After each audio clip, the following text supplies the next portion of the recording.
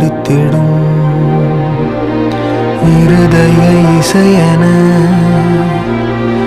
இருந்தவள் அவள் எங்கு போனாளோ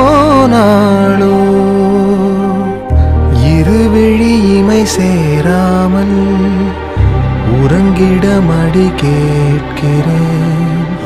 மழையினை கண் காணாமல் மேகம் பார்த்து பூமி கேட்க நான்